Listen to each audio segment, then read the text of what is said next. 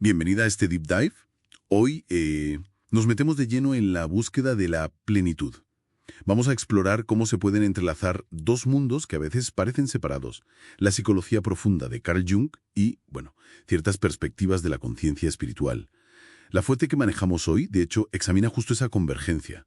Nuestra misión, si te parece, es intentar desentrañar un poco cómo esa integración psicológica y esa búsqueda, digamos, de trascendencia espiritual, bueno, cómo pueden colaborar, a ver si juntas nos ofrecen una vía hacia una existencia más, no sé, auténtica, quizá más unificada.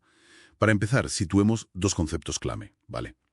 El self de Jung y el ser más espiritual. Vale, vamos a ello. Jung, cuando hablaba del self, no se refería al ego, para Dada. Era más bien el arquetipo central, el de la totalidad psíquica. Imagina como un centro que une lo consciente y lo inconsciente. Y el camino hacia ese self, lo que él llamó individuación, pues es un proceso largo, de toda la vida, vamos. Implica mirar de frente e integrar nuestras polaridades internas, la luz y la sombra. Claro, eso es lo más conocido quizá. Pero también lo que llamó ánima y animus, ¿no? Esas cualidades internas, digamos, femeninas en el hombre, masculinas en la mujer. No va solo de mejorar, ¿sabes? Sino de llegar a ser quien uno es de verdad, de forma única, más allá de las máscaras que llevamos. Aceptar toda esa complejidad, eso es clave para ser auténtico. Y es fascinante, ¿verdad? Contrastar eso con cómo lo abordan muchas tradiciones espirituales. Ellas se centran más en el ser. Lo describen como una conciencia pura, estable, algo que está más allá de la personalidad, del ego que siempre cambia. El camino aquí suele ser la desidentificación, o sea, aprender a no confundirnos con nuestros pensamientos, nuestras emociones, los papeles que hacemos. Es como cultivar un testigo silencioso dentro, ¿sabes? Esa parte nuestra que solo observa, sin juzgar, como el cielo que ve pasar las nubes. Y la plenitud, desde esta visión, no es algo que buscas fuera o en el futuro. Se encuentra ahora, en la conexión con esa conciencia presente. Una esencia que de alguna forma nos conecta a algo más grande que nosotros mismos. Entendido. O sea, tenemos estos dos enfoques. Uno, sumergirse en la complejidad psicológica, ¿no? Y el otro, apuntando a trascender el yo individual. Suenan, bueno, casi opuestos. Entonces, ¿cómo encajan? ¿No hay ahí una contradicción? Es una pregunta muy natural, sí. La clave quizá está en verlos como complementarios, incluso, en cierto modo, secuenciales. El trabajo interno junguiano, por ejemplo, al analizar sueños, símbolos y, sobre todo, al confrontar nuestra sombra, esas partes de nosotros que negamos o que vemos en los demás, ¿no? Las proyecciones, pues todo eso prepara el terreno psicológico. Hacer consciente la sombra desmonta un montón de limitaciones, de autoengaños, es un trabajo de honestidad brutal con uno mismo. O sea que planteas que sin esa base psicológica fuerte, digamos, las prácticas espirituales podrían, no sé, quedarse un poco en la superficie, o incluso usarse para evitar mirar lo que de verdad nos incomoda por dentro. Exactamente. Ahí has dado con uno de los puntos cruciales de esta síntesis que estamos explorando. Integrar la sombra, como proponía Jung, ayuda a prevenir lo que a veces se llama bypass espiritual, que es básicamente usar ideas muy elevadas, muy espirituales, para esquivar heridas o conflictos psicológicos que no hemos resuelto. Es como decías tú, arar y limpiar bien la tierra antes de sembrar.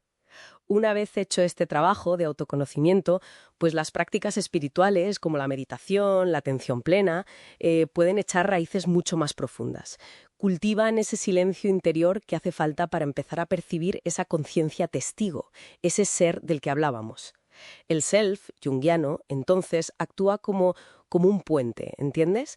Al integrar nuestros opuestos internos, quitamos los obstáculos psicológicos para que nuestra esencia más profunda, el ser, pueda manifestarse más claramente. De forma más auténtica. Y esto nos lleva a algo más práctico, ¿no? A ver, ¿cómo se vería esta combinación en la vida diaria de alguien que busca esa plenitud?